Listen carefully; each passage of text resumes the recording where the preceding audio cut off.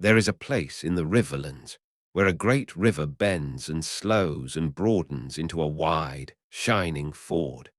Locals call it the Ruby Ford.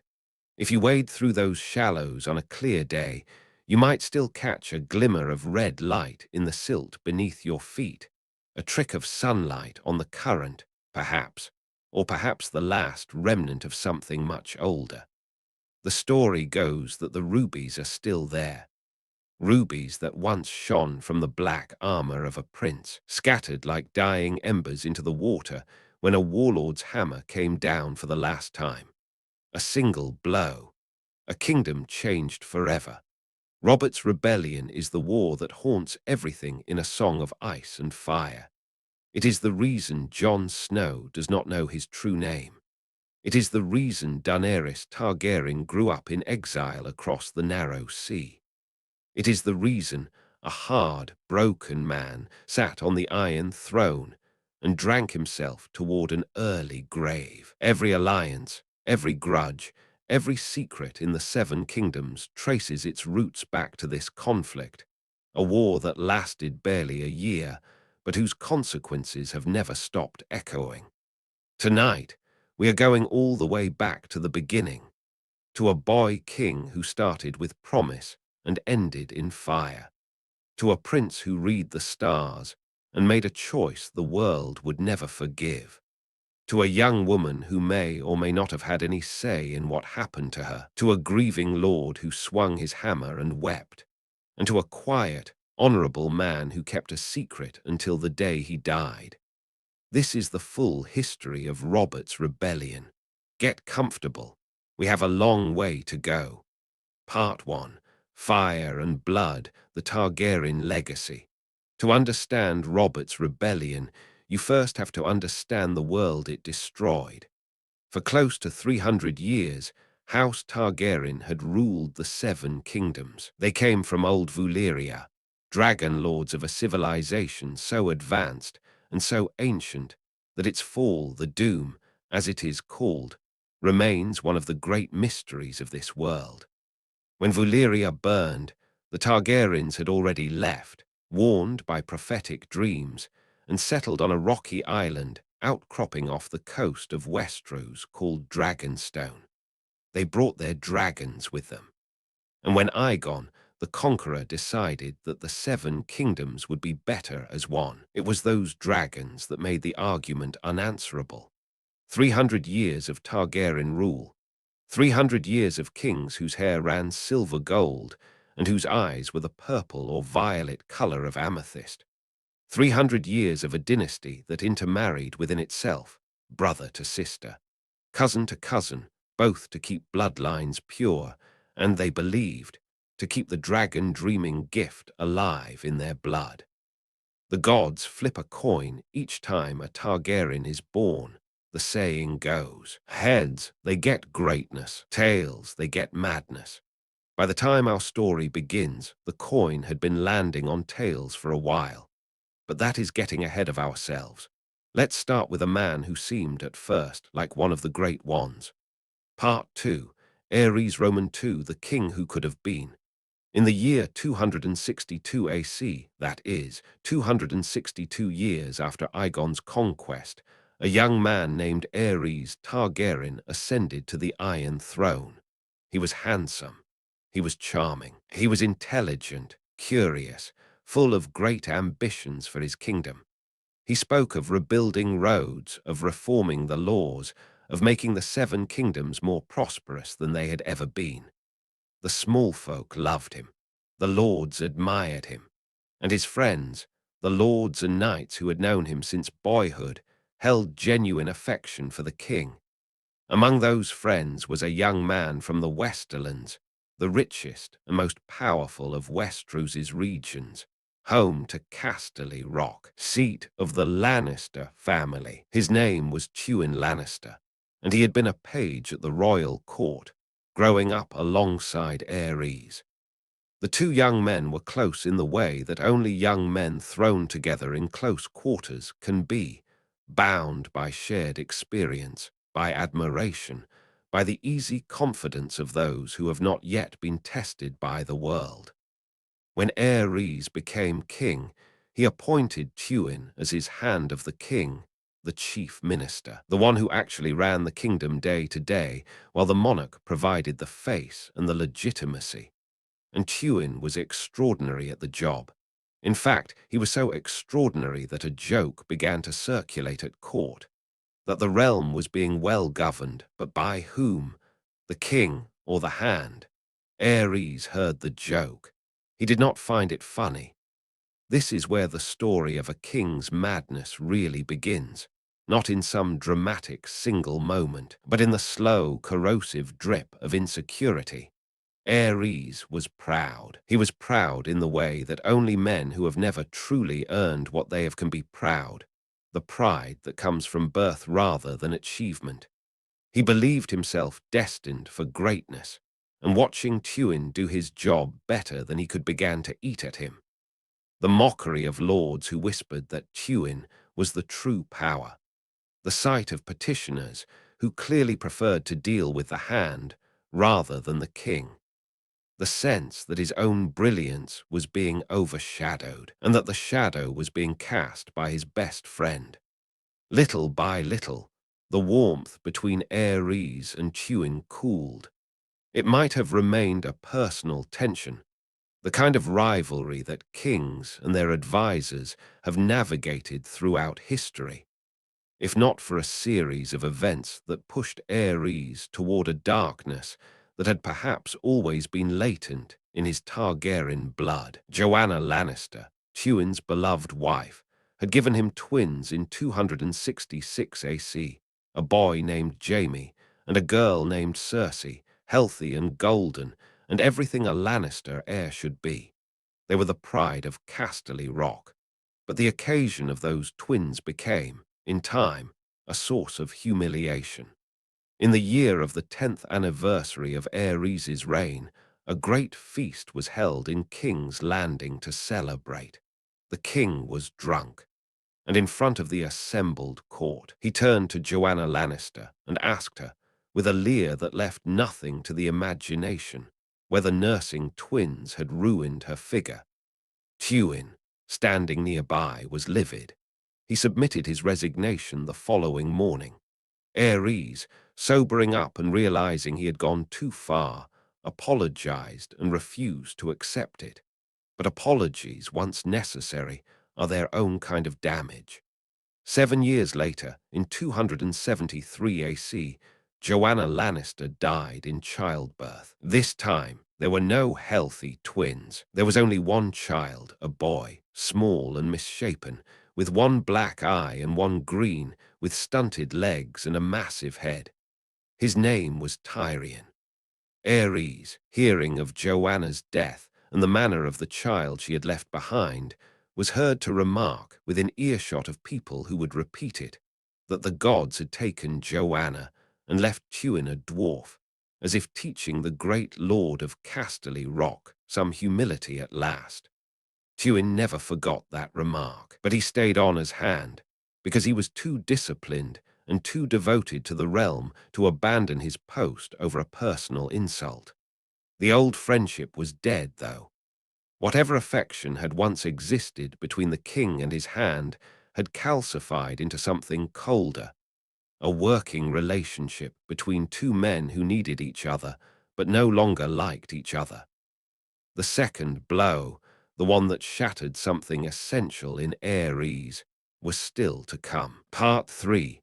The Defiance of Duskendale. In the year 277 AC, a lord named Daenerys Darklyn of Duskendale, a small port town on Blackwater Bay, decided to press a long-standing grievance with the crown.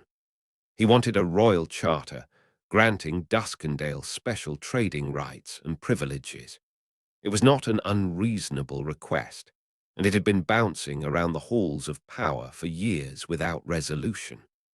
Tired of waiting, Lord Daenerys sent increasingly bold letters to King's Landing, and, when those were ignored, began to make noises about refusing to pay taxes until his petition was addressed. Tywin, as hand, recommended patience and careful negotiation. Aerys, increasingly impatient and suspicious of those who defied royal authority, decided to handle it personally. He travelled to Duskendale with his Kingsguard and a small retinue, intending to arrest Lord Daenerys and make an example of him. Instead, Lord Daenerys seized the king. The exact details of how it happened, whether Aerys was lured into a trap or simply walked into one through arrogance, matters less than what followed. For nearly half a year, Aerys the second Targaryen was held prisoner in the Dun fort of Duskendale. His captor made it clear that any attempt to storm the castle would result in the king's death. Tywin assembled an army outside Duskendale's walls and waited. He considered burning the town and storming it regardless. The cold calculation of a man who had already concluded that a Targaryen king who could be taken prisoner by a minor lord was more liability than asset. But he held back, not out of tenderness, perhaps, but because he was not yet ready to let Aerys die. It was Sir Barristan Selmy who ended the crisis. Barristan the Bold, already becoming a legend in his own time, slipped into Duskendale alone in the dead of night, disguised as a common beggar. He climbed the walls of the Dun fort, killed a sentry before the man could raise the alarm, freed Aerys from the dungeons, and led the king through the upper levels while cutting down 2 more guards and Sir Simon Hollard in the fighting. Barristan took an arrow to the chest during the escape. He kept moving. Lord Daenerys, realizing his hostage was gone, opened his gates and begged for mercy.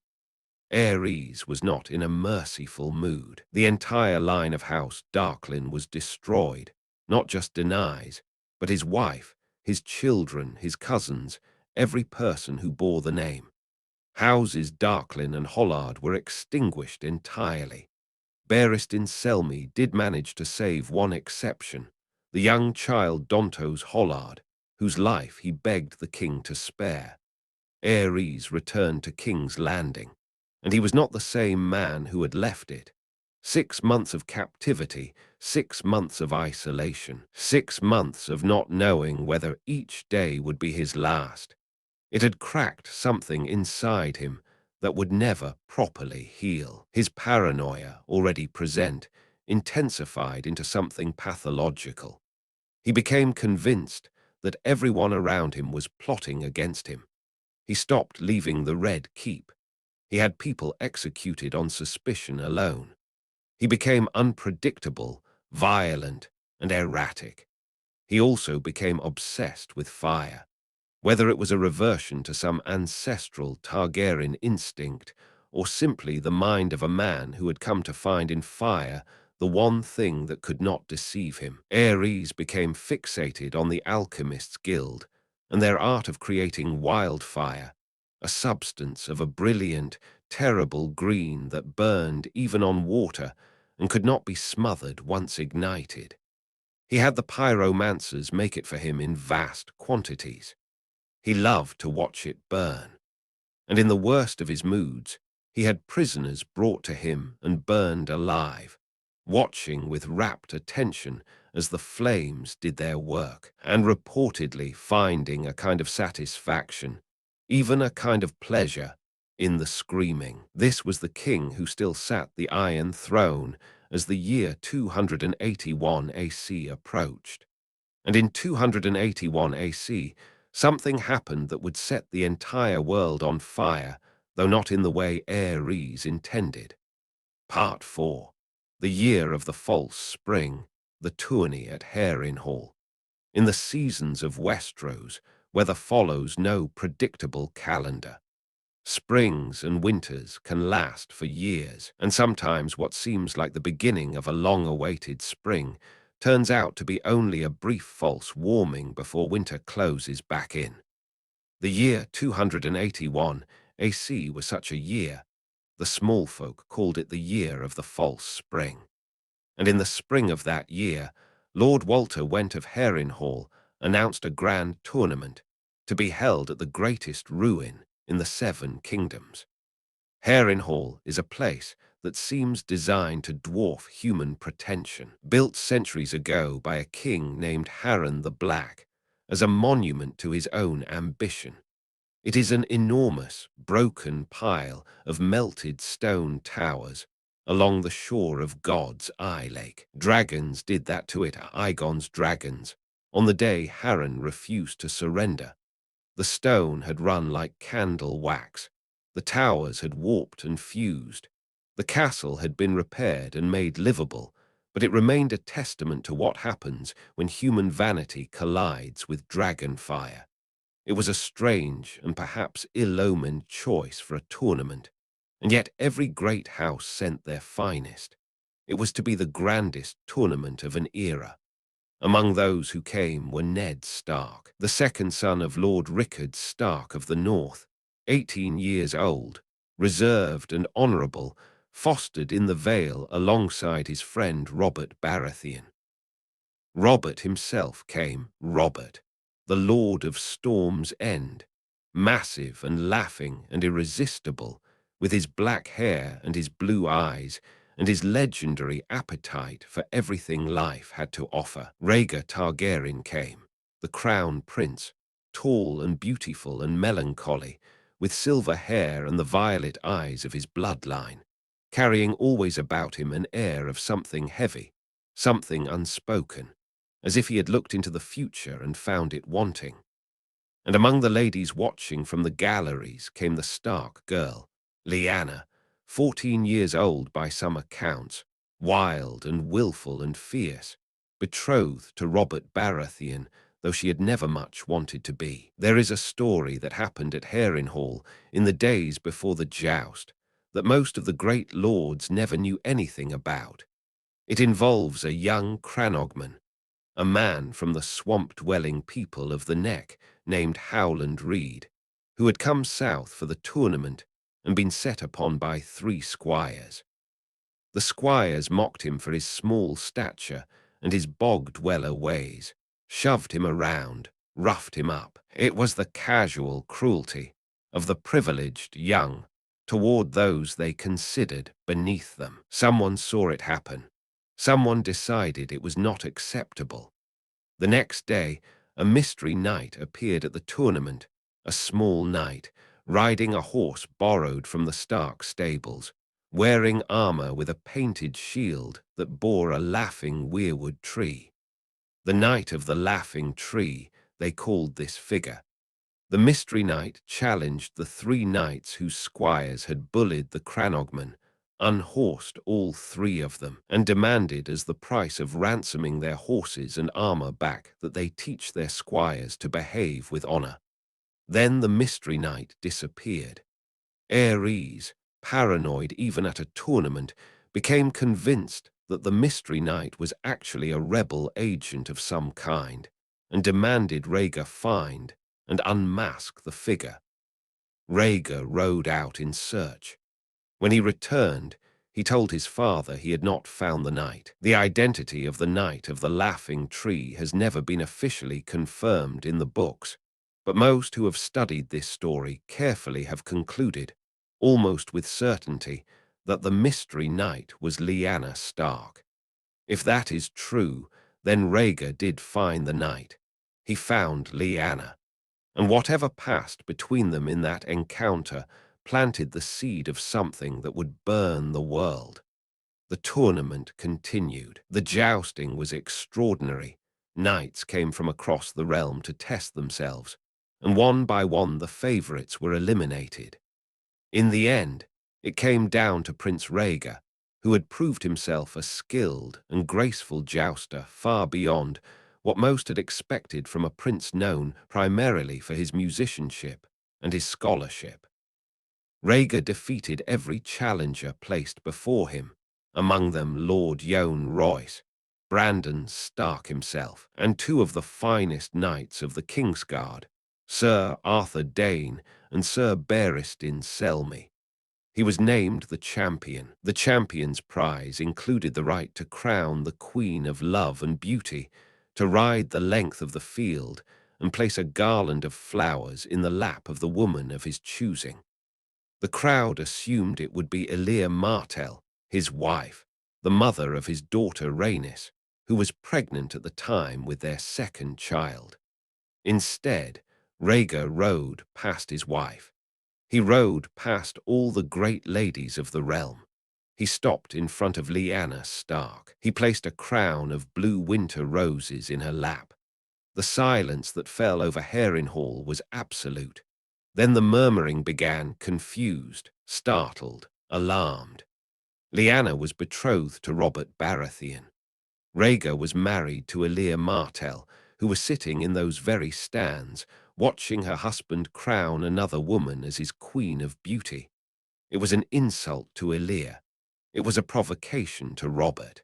It was a declaration of something, though of what, exactly, no one could quite agree. Ned Stark, watching from the crowd, would later call it the moment when winter came to Harrenhal, regardless of the season. He was right. The year of the false spring was about to end, and the real cold was coming. Part 5.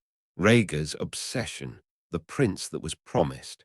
To understand why Rhaegar did what he did, both at Harrenhal and afterward, you need to understand what drove him.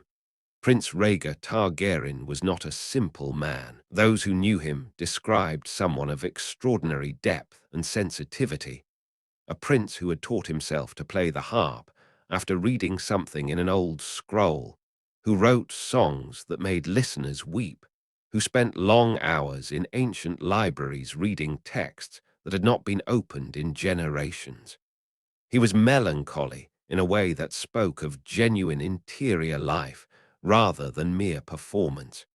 He was searching for something. What he was searching for was a prophecy. The specific details of what Rhaegar believed are pieced together from fragments, from what Daenerys sees in the House of the Undying, from what Maester Aemon reveals from across the sea, from what various characters remember him saying. But the broad outline is this. Rhaegar had become convinced that a great hero was coming, someone described in old Valyrian prophecy as the prince that was promised, or Azor Ahai reborn, a figure destined to stand against the darkness that would one day threaten the world. He believed this person would be born of his line. He believed, for a time, that he himself might be the promised figure. And then he reads something, some configuration of the old prophecies, that suggested otherwise. He is the prince that was promised, and his is the song of ice and fire. Rhaegar says in Daenerys' vision of him, speaking to Elia as he looks down at their newborn son Aegon. There must be one more. The dragon has 3 heads. Rhaegar's wife, Elia Martell, had nearly died giving birth to their second child, Aegon. The Maesters told him she could not survive a 3rd pregnancy, and yet the prophecy, as he read it, required 3 children, a 3rd head for the dragon, a 3rd Targaryen. Whether this is a sufficient explanation for what he did next is something each reader of this history must decide for themselves. It is possible that Rhaegar was a visionary, acting on genuine foreknowledge of the long night to come, sacrificing personal happiness and political stability for the sake of the world. It is equally possible that Rhaegar was a man of immense privilege and self-regard who convinced himself that his desires were fate, that the rules which governed ordinary men did not apply to him because his cause was righteous and his bloodline special. What is certain is what he did. Part 6. The Abduction of Lyanna Stark. In the year 282 AC, approximately 1 year after the tournament at Harrenhal, Prince Rhaegar Targaryen left King's Landing. He rode south, but he did not go alone, and his purpose was not the official business one might expect of a crown prince. He took with him Sir Arthur Dayne, called the Sword of the Morning, perhaps the greatest knight alive in that age, a man whose white cloak of the Kingsguard concealed a warrior of terrifying skill and absolute devotion to duty. He also took Sir Oswell Went, another knight of the Kingsguard, and somewhere along the roads, the books give no fixed location, they encountered Lyanna Stark.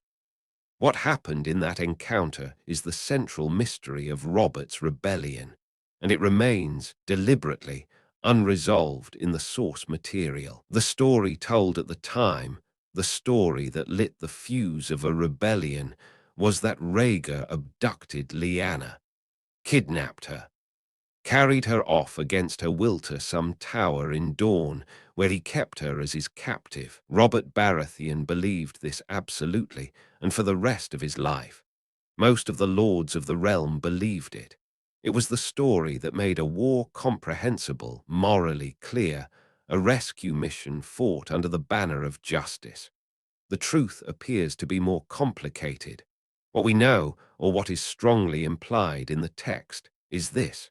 Rhaegar had already, secretly, petitioned the High Septon to annul his marriage to Elir Martell. The High Septon complied. Then, in a secret ceremony, conducted by High Septon Maynard himself, the records of which would lie buried in the Citadel's archives for years, Rhaegar Targaryen married Lyanna Stark. Lyanna may have gone with him willingly. The blue winter roses she received at Harrenhal, Lyanna's flower, the flower of the north, suggest she had feelings for the prince that may have predated his crowning of her. The Tower of Joy, where Rhaegar kept her in Dorne, was named by Rhaegar himself. Not a prison's name, but a lover's name. The 3 Kingsguard he sent to protect her, Arthur Dane, Oswell Went, and Lord Commander Gerald Hightower, were not jailers sent by a king. They were the finest knights in the realm, sent by a prince to guard the woman he loved and the child she was carrying. But this secret stayed secret. Lyanna's family knew nothing of a marriage. They knew only that their daughter and sister was gone, taken by a Targaryen prince. And to the men who loved her, the distinction between willing elopement and kidnapping may not have felt very meaningful at all. The result was the same either way. Lyanna was gone, and what happened next made the personal catastrophic. Part 7. The executions that started a war. When word reached the north that Lyanna Stark had been taken by Rhaegar Targaryen, her eldest brother Brandon reacted the way Brandon Stark tended to react to everything.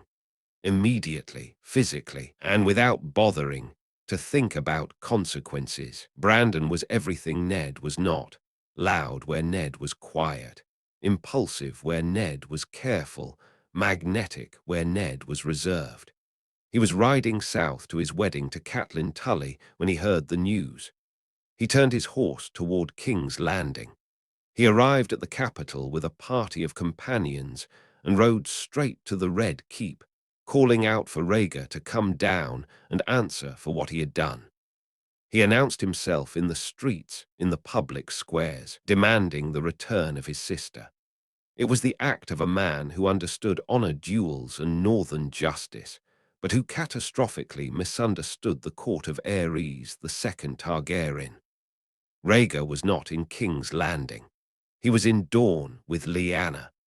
And Aerys, already paranoid, already looking for enemies behind every curtain, saw in Brandon's shouted challenges not a grieving brother demanding justice, but a traitor, an assassin, a rebel come to murder the crown prince. He had Brandon arrested for treason. He then sent word to the north, summoning Lord Rickard Stark to King's Landing to answer for his son's treasonous acts. Rickard Stark was a measured man, a man who had spent decades carefully positioning the North in the larger politics of Westeros. He had arranged marriages for all his children to forge alliances with the South, a Tully bride for Brandon, a Baratheon betrothal for Lyanna, and Ned fostered in the Vale with Jon Arryn. He understood that the North, powerful as it was, could not stand alone. When the king summoned him, he went. He brought 200 northern men with him as retinue. Aerys arrested him too. Then, in the throne room of the Red Keep, In front of whatever witnesses Aerys chose to summon, the Mad King staged what he called a trial.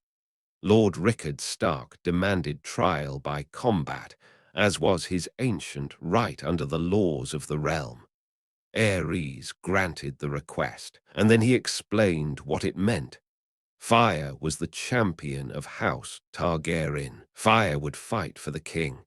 They suspended Rickard Stark from the rafters of the throne room in his armor, the full plate of a great lord, the armor in which he had intended to fight his champion's duel.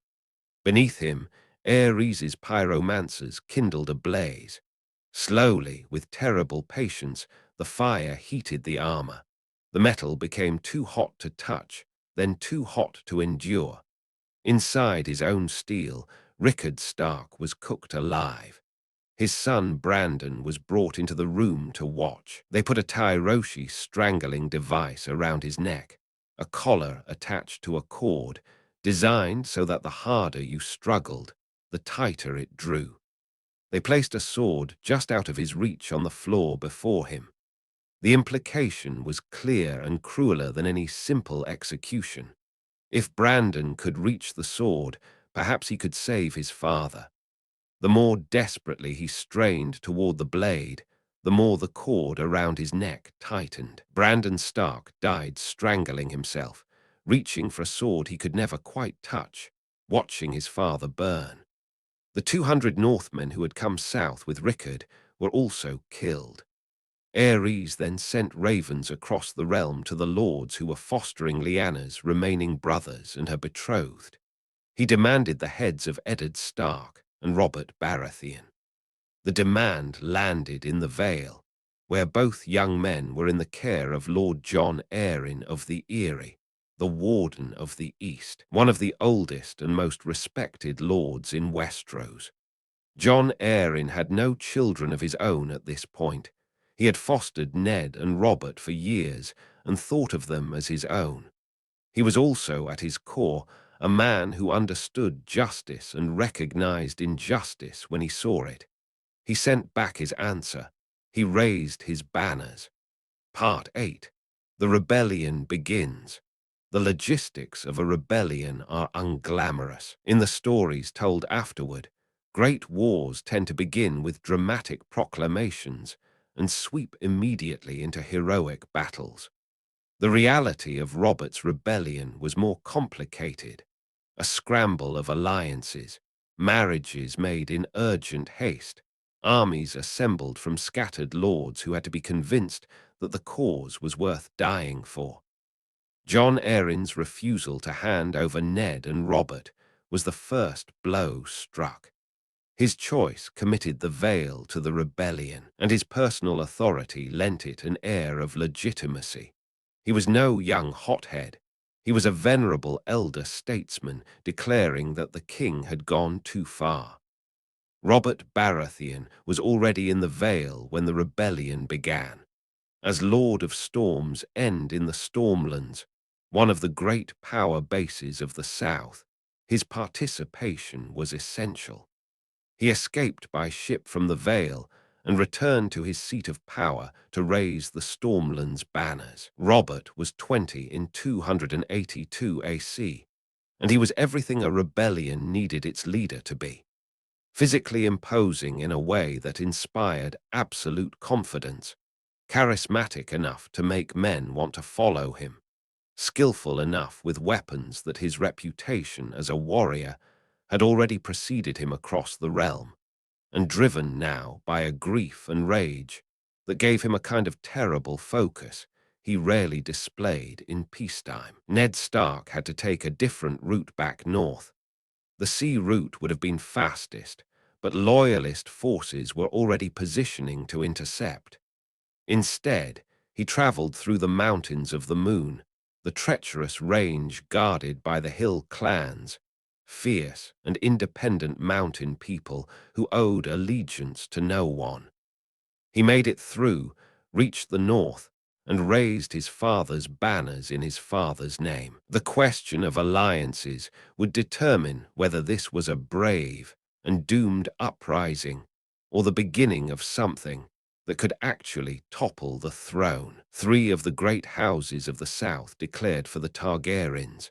House Tyrell of the Reach, the wealthiest and most populous region. House Martell of Dorne, bound to the Targaryens by the marriage of their princess Elia to Rhaegar, and the weight of the crown's own forces. House Lannister, whose Lord Tywin had reason enough to despise Aerys, went quiet, watching, waiting, as was Tywin's habit. The Tullys of Riverrun, the great house of the Riverlands, were uncommitted. Lord Hoster Tully was a pragmatic man who had 2 daughters of marriageable age and very specific ideas about what their marriages should do for his family's position. The rebels needed the Riverlands. The Riverlands' roads and rivers were essential to moving armies, and Riverrun sat at the strategic heart of the continent. The solution was arrived at with almost clinical efficiency. Brandon Stark had been betrothed to Catelyn Tully. Brandon was dead. Ned was the heir to Winterfell now, and Jon Arryn, the rebel leader, was himself in need of a wife after his previous marriages had failed to produce heirs. In a ceremony at Riverrun Sept, 2 weddings were conducted simultaneously. Ned Stark married Catelyn Tully, taking his dead brother's place, and Jon Arryn married Lysa Tully, Catelyn's younger sister. In a single morning, the Tullys committed their house and their bannermen to the rebel cause. House Tully's armies joined the rebellion. The Riverlands were secured, but the Targaryens held significant advantages too. House Tyrell's army, vast, rich and well-supplied, marched on Storm's End, Robert's ancestral castle, while Robert himself was away fighting the war. Inside Storm's End, Robert had left his younger brother Stannis in command. Barely 18 years old, a young man of rigid principle, iron will, and very little warmth, who received the order to hold, and held it with the ferocity of a man who believed that yielding was simply not an option. The Tyrell host and the red wine fleet between them laid siege to Storm's End by land and sea, cutting off all supply. For an entire year, Stannis Baratheon held that castle. He fed his garrison on horses, then on dogs, then on cats, then on rats, then on whatever could be scraped from the walls. They would have starved entirely, and the stories hint darkly at how bad it got, were it not for a man named Davos. Davos was a smuggler, small time, not the sort of person who tends to appear in the histories. But history is made of small people doing large things when the moment demands it. Davos Seaworth knew the coastline well enough to slip his small ship through the Red Wine fleet's blockade in the dark, and he delivered to Storm's End a cargo of onions and salted fish. It was not much. It was enough. Stannis rewarded Davos by knighting him, and punished him by having the first joints of the fingers on his smuggling hand cut off, because a man of honor acknowledged both deeds and crimes alike. Storm's End held, but the siege would not be broken until the war was over. Part 9. Early Battles, Summerhall and Ashford. While Stannis held at Storm's End, Robert was out on campaign, and in the early months of the rebellion he performed feats that would be recounted for the rest of his life, with the reverence usually reserved for legend. The most remarkable was the Battle of Summerhall.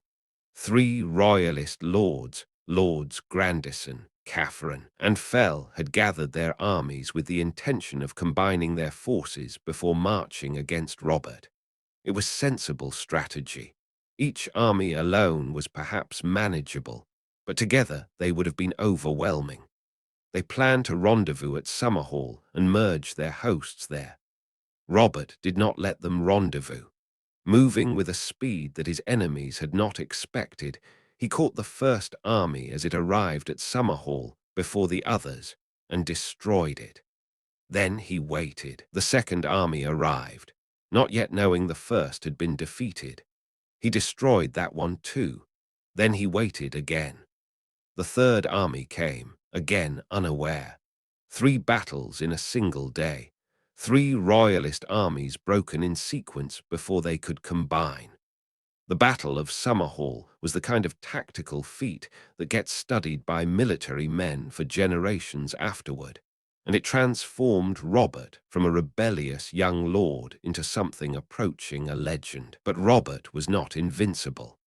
The Battle of Ashford, fought not long after, went against him. Royalist forces pushed him back, inflicting enough damage that he was forced to retreat northward in some disarray.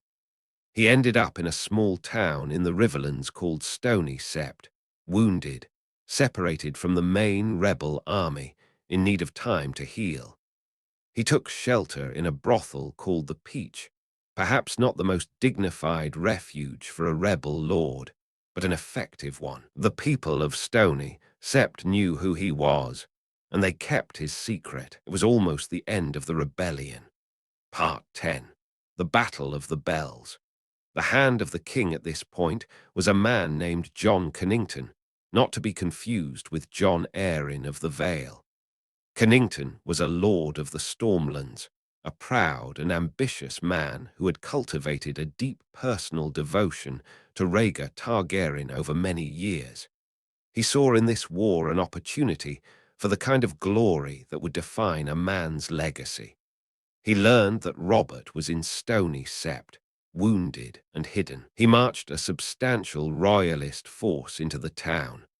What followed was one of the more instructive episodes of the rebellion, because it shows how a man's pride can lose a war. Connington had Robert trapped.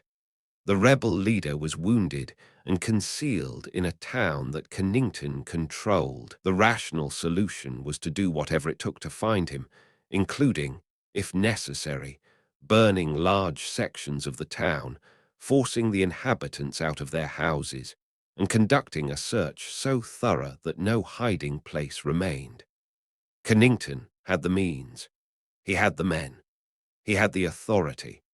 But Connington wanted personal glory. He wanted to be the man who defeated Robert Baratheon in single combat, not the man who burned down a brothel and found a sick man hiding inside it. And he did not want the reputation of a butcher.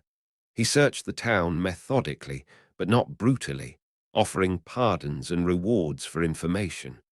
The people of Stony Sept, who liked Robert well enough, or at least disliked the royalist soldiers searching their homes, told Connington nothing. He took hostages and hung them in crow cages. Still nothing. The search was still ongoing when the rebel armies arrived. Eddard Stark had force-marched from the north. Hoster Tully had come up from Riverrun. They struck the walls of Stony Sept, while Connington's men were still occupied with their search. The battle spilled out of the streets and into the buildings, fighters clashing on rooftops, in alleys, across market squares. It was brutal and chaotic in the way that urban fighting always is. And then the bells began to ring. The townsfolk, sensing that rescue had come, began tolling the bells of Stony Sept, a warning, a signal, a cry of defiance. The sound rolled through the streets, and in the Peach, the wounded Robert Baratheon heard it and understood. He emerged from hiding. What happened next was the kind of thing that people tell and retell until it becomes myth. Robert Baratheon, wounded and not yet fully healed, picking up his hammer and wading into the battle in the streets, killing 6 men in the melee. Among those he killed was Sir Miles Mouton, who had once been Rhaegar Targaryen's own squire and companion. It was the kind of performance that reminded everyone present why they were following this man to war. The battle, called the Battle of the Bells for the tolling of those septs, ended in rebel victory. Jon Connington's forces retreated in good order, but they retreated. Connington had been outwitted and outlasted. When he returned to King's Landing without Robert's head, Aerys exiled him, stripped of his titles, sent across the narrow sea, his career in ruins. Connington bore the shame of it for decades, certain that if he had simply been willing to burn the town and be done with it, the rebellion would have ended in stony sept. He was probably right. Part 11.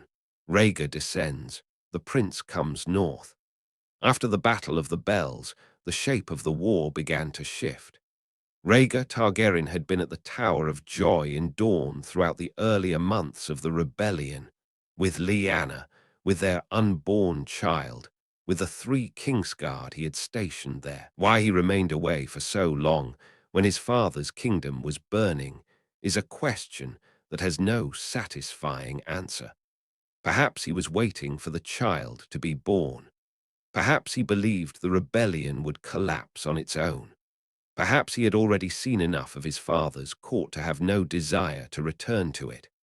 But after the Battle of the Bells made clear that the rebel forces were not going to collapse, Rhaegar could no longer stay away. He rode north from Dorne to King's Landing, gathered an army of Targaryen loyalists and Dornish forces from House Martell, Ilyr's own kin, fighting for the crown that had taken their princess as its queen consort, and marched to meet the rebels.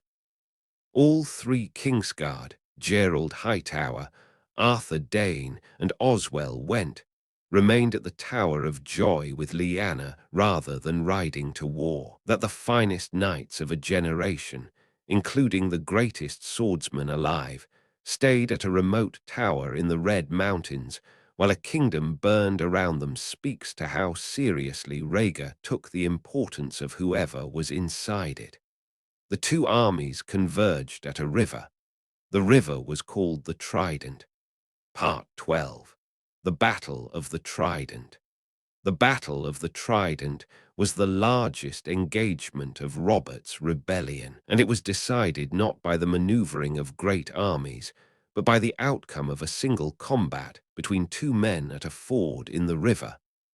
On one side, Rhaegar Targaryen rode out to meet Robert. The prince was armored all in black, his breastplate set with a 3-headed dragon in rubies, the sigil of his house, that caught the light and flashed it back like the eyes of something alive. He was, by all accounts, magnificent to look at. The last Targaryen heir, a prince that Westeros had been almost ready to crown as a great king, riding out to defend his dynasty's 1,000-year legacy. On the other side, Robert Baratheon came wearing his great antlered helm, carrying his warhammer, physically enormous, driven by nearly a year of war and a grief and rage that had never fully found its outlet. Whatever Robert may have lacked in subtlety or political wisdom, he had always been one of the most dangerous fighters in the realm. His strength was genuinely abnormal, the kind of physical power that makes even skilled opponents nervous, because no matter how good your technique, there is a point at which the sheer weight behind a blow overwhelms it. They met in the shallows of the ford. The armies watched. The exact particulars of their duel are not recorded in anything like clinical detail. These were not men who fought by manuscript. What is remembered is the blow that ended it. Robert's hammer connected with Rhaegar's chest. It caved in the breastplate. It caved in the chest beneath the breastplate. The rubies on the dragon's sigil shattered free under the impact, scattering in the current, flashing red in the water before they sank. The Trident's ford has been called the Ruby Ford ever since. Rhaegar Targaryen died in the shallows of the Trident, looking up at the sky, with the river running around him. Whatever thoughts passed through his mind in those final moments, whether he regretted what he had set in motion, whether he died believing his child would still fulfill the prophecy, whether he thought of Lyanna, no one who was there to see it chose to record. Robert was wounded in the fighting.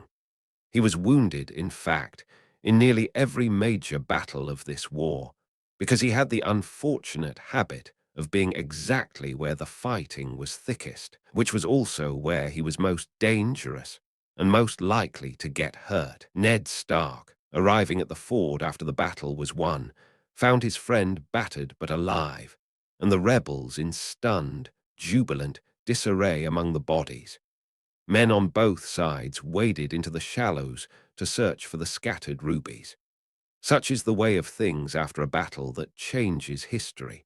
The victors look for souvenirs, and the vanquished look for meaning in the wreckage. Ned assumed command of the vanguard and led it south toward King's Landing. The war's last act was beginning. Part 13. The Sack of King's Landing. Aerys had known for some time that the rebellion might succeed. He was mad, but he was not entirely without strategic awareness. And his response to the possibility of defeat was characteristically not to negotiate, not to flee, but to ensure that if he could not have the kingdom, no one could. Over the previous months, in great secrecy, the king had ordered the Alchemists' Guild to manufacture wildfire. Not a small amount, thousands of jars of the terrible green substance, transported and buried under the city. Hundreds of jars beneath the dragon pit, hundreds under the great sept of Baelor. Jars buried under each of the city's gates, under the market squares, under the warehouses along the harbour, and deepest of all, in caches beneath the Red Keep itself. If the rebels took the city, Aerys intended to burn it. All of it. Every building. Every street. Every man, woman, and child inside the walls. He would reduce King's Landing to ash and glass and call it a victory, because fire was his champion and fire did not lose. His hand at the time, a man named Lord Carlton Chelsted, discovered the scope of the plan and was horrified. He tried to talk Aerys out of it. He threatened to resign. He did resign, dramatically, throwing his chain of office to the floor of the throne room. Aerys had him burned alive for this act of insubordination and appointed the chief pyromancer, a man named Rossart, as the new hand of the king. Approximately a fortnight after the Battle of the Trident, Lord Tywin Lannister appeared at the gates of King's Landing with 12,000 Lannister soldiers. He announced that he had come to defend the city for his king. Several people advised Aerys not to open the gates. Varys the Spider, the master of whisperers, said plainly that Tywin could not be trusted and that this was almost certainly a trap. Jaime Lannister, Aerys' own Kingsguard, Tywin's son, placed in the Kingsguard years ago specifically to spite his father, told Aerys that his father had never in his life chosen the losing side, and that this should be taken as a warning rather than a reassurance. Aerys listened instead to Grand Maester Pycelle, who assured him the Lannisters were loyal. He opened the gates. The Lannister army entered the city and immediately began to sack it. They burned. They killed. They committed the kind of atrocities that armies commit when they are let loose in a city without the restraint of clear orders. Small folk died. The streets ran with blood. And through the chaos, Aerys retreated into the Red Keep and watched the fires outside his window, and his mind, such as it was, finally reached the point of total dissolution. He ordered Rossart to activate the wildfire caches. He ordered his Kingsguard knight Jaime Lannister to bring him the head of Tywin Lannister, his own father. Jaime Lannister was 17 years old. He had been in the Kingsguard for 2 years, placed there by his father's enemy as a way of stripping him of his inheritance and keeping Tywin from ever having a proper heir. He had taken his vows seriously, in the way that young men who are told something is sacred tend to take it seriously before the world shows them how complicated sacred things become. He had served Aerys with increasing horror as the king burned people alive for sport, as the city he was sworn to protect became a place where loyalty to the crown meant complicity in atrocity. And now, the king was ordering him to murder his own father and to stand aside while a madman burned a city of 500,000 people to ash. Jaime made his choice. He killed Rossart first, catching the hand before the pyromancer's message could reach the other pyromancers who were waiting to light the caches.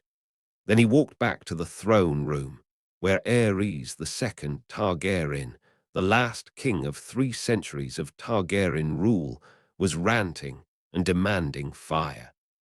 Jaime took out his sword and slit the king's throat. He sat down on the Iron Throne, that great ugly monument of melted swords, built to awe and intimidate, and he waited. Over the next few days, he tracked down and killed the 2 remaining pyromancers, Garithus and Billies, who had been waiting in other parts of the city with their jars and their torches. The wildfire caches sat in the earth beneath King's Landing for years afterward. Some of them are still there, discovered occasionally during construction. But they were never lit. The city did not burn. When Ned Stark arrived at the Red Keep, riding at the head of the rebel vanguard with righteous speed, he found the throne room occupied by a young knight in Kingsguard white, sitting on the Iron Throne with a sword across his knees, in a pool of blood. Aerys was dead on the floor. The city was in ruins. The look on Ned's face in that moment, the contempt, the judgment, would define Jaime Lannister's reputation for decades. Ned saw a man who had broken his oath, and Jaime saw a man who had arrived 20 minutes too late to understand what had actually happened. Neither of them was entirely wrong. Jaime would carry the name Kingslayer for the rest of his life, and would never once explain publicly why he had done what he had done. Because to explain would be to admit how close the city had come to burning, and that story, the story of how completely insane their king had become, how carefully he had prepared to murder 500,000 people, was not a story that served anyone's immediate political interests. Robert's anger at the Kingslayer was also complicated by what else the Lannisters had done during the sack. 2 Lannister knights had made their way to the chambers where Elia Martell was staying with her 2 small children, Rhaenys and the infant Aegon. Sir Amory Lorque dragged the toddler Rhaenys from under the bed where she had been hiding and stabbed her. Gregor Clegane, the mountain that rides, a knight of terrifying size and casual brutality, smashed the infant Aegon's head against a wall. Then he turned to Elia. He raped her. He killed her. This was not an accident. This was not the chaos of sacking. This was a targeted killing, and those who ordered it were never held to account in any official way. Tywin Lannister presented Robert with the bodies, Rhaegar's wife and children, bundled in Lannister cloaks, as a gift, a demonstration of loyalty, a proof that the Lannisters had committed themselves irrevocably to the rebel cause. Dead Targaryens could not become rallying points for future rebellions. Dead children could not grow up to reclaim thrones. Robert accepted the gift. He sealed the Lannister alliance the way these things are always sealed, through marriage. Cersei Lannister would become queen. Ned never forgave him for it. They fought about it openly. The only time in their friendship that their argument was public and unresolved. Ned left King's Landing and rode south without celebrating the victory. He had one more thing to do. Part 14. The Tower of Joy. In the red mountains of Dorne, where the dry peaks tumble down toward the coastal plains, there was a small tower that Rhaegar had once called his Tower of Joy. It was not a fortification. It was not a proper castle. It was simply a tower in a pleasant location, with a small yard and a view of the mountains, the kind of private retreat that a prince might construct for a woman he loved. Eddard Stark rode south with 6 companions to find it. We know the names of some of those companions. Howland Reed, the Cranogman whom Lyanna had once rescued at a tournament in a former life that felt very distant now. Lord Willam Dustin, who commanded the Northern cavalry that had fought through the whole war. A few others, whose names appear in Ned's account and in the histories. When they reached the tower, they found it guarded. 3 men stood in the yard. They wore white cloaks, the cloaks of the Kingsguard. Sir Arthur Dane, called the Sword of the Morning, carrying the ancestral blade Dorne, a sword made not of Valyrian steel, but forged from the heart of a fallen star, pale as milk glass, unlike any other blade in the world. Sir Oswell went, veteran of 100 engagements, and Lord Commander Gerald Hightower, the head of the greatest order of knights in Westeros, come south to guard a tower in the mountains while a kingdom burned. Ned's account of what passed between them before the fighting began survives in fragmented form, preserved in the dreams he has years later, dreams that feel more like memories than imaginings. He asks the Kingsguard why they are here, why the finest knights of the realm stayed at a tower in Dorne, while the realm they had sworn to protect fell apart. Sir Oswell says something. Sir Arthur Dane says something. Lord Commander Hightower says something. What they say is known. What it means is debated. What is clear is that they understood their duty, as they saw it, was to guard what was in that tower, even if fulfilling that duty required them to fight and die against 7 men rather than yield. They fought. Ned Stark was a competent and experienced soldier, not a legendary champion. Arthur Dane was a legendary champion, one of the greatest sword fighters who had ever lived, wielding Dorne, a blade that seemed to give its wielder something extra, some quality of attention or focus that lesser weapons did not. The accounts of the fight are dreamlike rather than clinical, which is fitting for a scene that Ned revisited in his fever dreams for years afterward. What is known is the outcome. All 3 Kingsguard were killed. Of Ned's 6 companions, only Howland Reed survived. Ned went into the tower. The room he found there smelled of blood and roses, the blood of recent birth, and blue winter roses, Lyanna's flowers, brought south somehow even to Dorne. Lyanna Stark lay dying. She had given birth not long before, and whatever had gone wrong in that birth, infection, bleeding, some complication of a difficult labor attended by too few midwives in too remote a place, had taken her past the point where she could be saved. She took her brother's hand. She made him promise her something. What that promise was is not stated directly in the text, but a child was placed in Ned Stark's arms.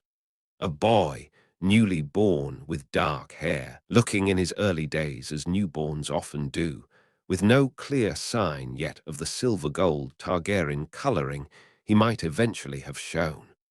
Lyanna told Ned the boy's name. His name was Aegon Targaryen, the child of Rhaegar and Lyanna, born of a marriage that the world had never known about, heir to a dynasty that no longer existed, the secret that would define the next 15 years of Ned Stark's life. Lyanna was afraid of what Robert would do if he knew. Robert, who had loved her absolutely and lost her, and who hated Targaryens with the totality of a man whose hatred comes from grief rather than politics. Robert, who had watched murdered children delivered to him wrapped in Lannister cloaks and had not turned away. A Targaryen child, Rhaegar's child, would not be safe in Robert's world. She knew it. Ned knew it. He made his promise. Lyanna Stark died in that tower, with her brother holding her hand, in a room smelling of blood and roses. The boy she left behind was wrapped in Ned's cloak and carried north. He would be raised as Ned's bastard son, a story that required Ned to let the world believe he had dishonored his wife Catelyn on campaign. It was the cost of the promise, and Ned paid it without complaint and never explained it to anyone, including Catelyn, including the boy himself. He named the child Jon Snow. He built cairns for the fallen, 8 of them, 1 for each man who had died at the tower. He took the horse of Lord Willam Dustin, whose widow would never forgive him for it. and he carried Lyanna's body north. He buried her in the crypt of Winterfell, alongside her father and her brother, in a tomb where a stone carving of her face would eventually stare out at visitors for decades, with eyes that those who had known her said captured something true. Part 15. The World Remade. Ned rode to Storm's End before returning home and lifted the siege that had pinned Stannis there for a year. The Tyrell and Redwyne forces withdrew. Stannis was free, gaunt, hard, marked by what he had endured, carrying a resentment against Robert that would never fully fade. Stannis had held Storm's End through a year-long siege, eating rats and boiled leather to do it. He might reasonably have expected to be rewarded with the ancestral Baratheon seat he had just bled to defend. Instead, Robert gave Storm's End to their youngest brother, Renly, a child who had done nothing in the war, and gave Stannis the island fortress of Dragonstone, the old Targaryen stronghold. Robert framed it as an honor. Dragonstone was traditionally the seat of the heir to the Iron Throne, the Prince of Dragonstone. Stannis did not receive it as an honor. He received it as a message about his place in his brother's affections. The bitterness would take decades to fully manifest, but it was planted in that moment. Robert Baratheon was crowned King of the Seven Kingdoms in 283 AC. He was 21 years old. He married Cersei Lannister, daughter of Tywin, sealing the alliance that had ultimately put him on the throne. The realm was reorganized. Jon Arryn, the man who had started it all by refusing the king's demand and raising his banners, became the hand of the king, the role he would fill loyally for 15 years, until his death sets the events of A Song of Ice and Fire's present timeline into motion. The houses that had fought against the rebellion faced the consequences. House Martell of Dorne, whose princess had been murdered during the sack, withdrew into sullen distance and negotiated a peace rather than continuing to fight. But the anger of Dorne at what had been done to Alyr and her children never fully subsided. House Tyrell, whose armies had besieged Storm's End for a year without managing to break it, submitted and swore loyalty to the new king. Individual lords who had fought for the Targaryens were generally pardoned, given the new king's desire for stability over revenge. The Targaryen line was not entirely extinguished.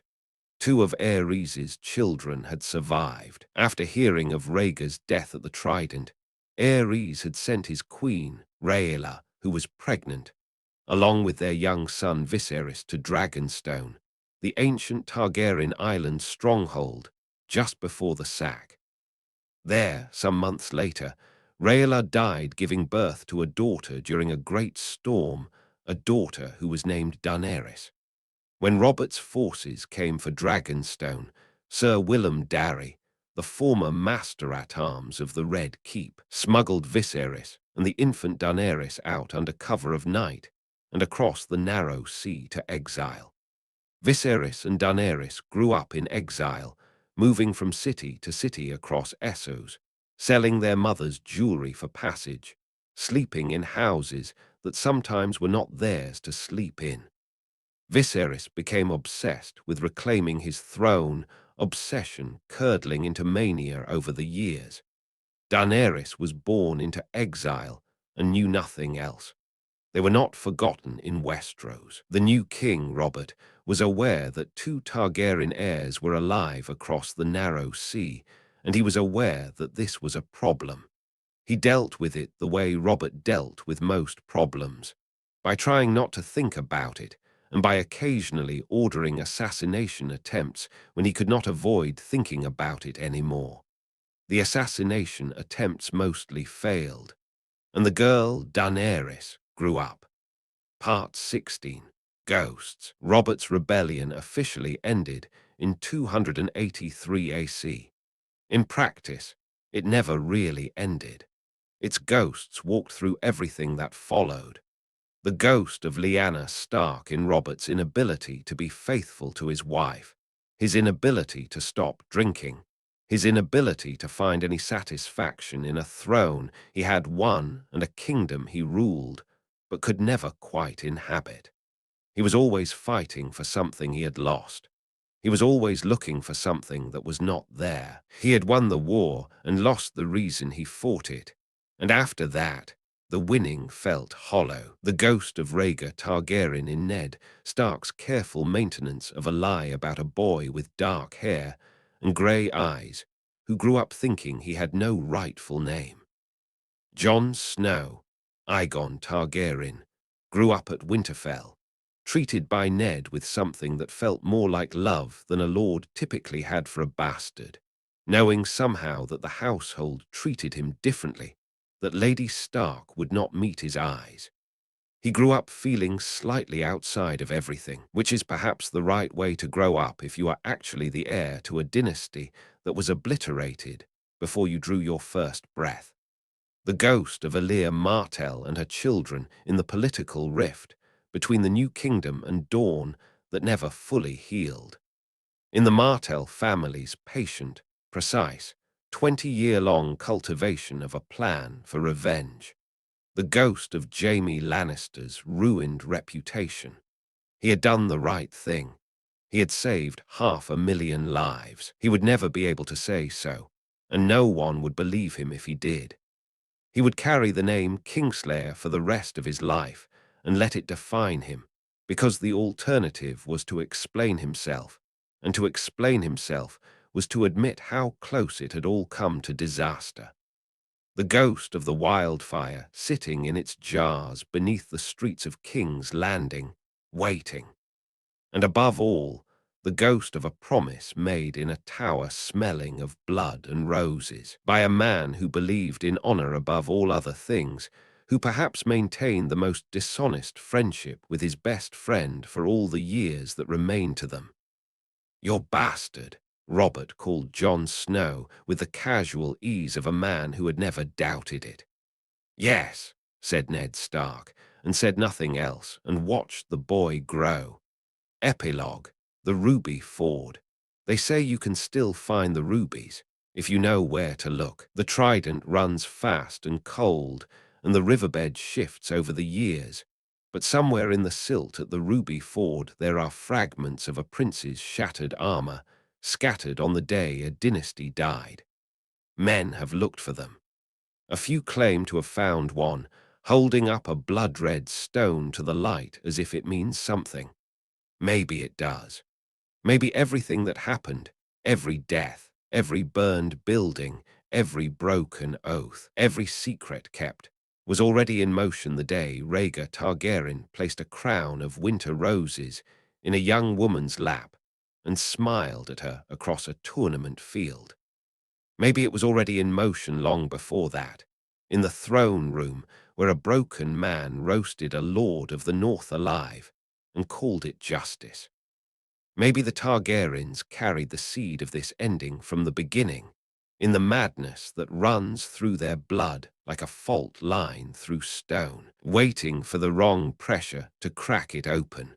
Or maybe the fault lies elsewhere, with a proud young lord who rode to King's Landing to demand satisfaction and didn't stop to think, with a prince so certain of the importance of his own vision that he burned down the political order of a continent to chase it, with a king who opened his gates because a maester told him to when he should have known better.